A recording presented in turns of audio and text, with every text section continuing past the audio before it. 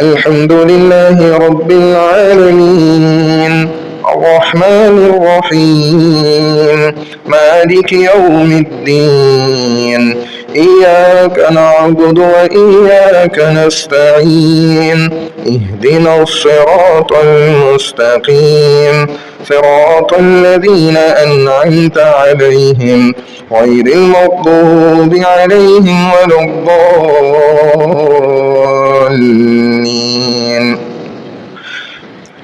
إذا زلزلت الأرض زلزالها وأخرجت الأرض أثقالها وقال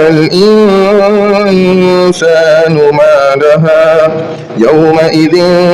تحدث أخبارها بأن ربك أوحى لها يومئذ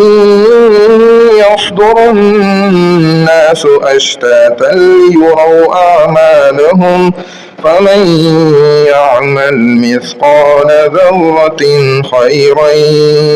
يره ومن يعمل مثقال ذرة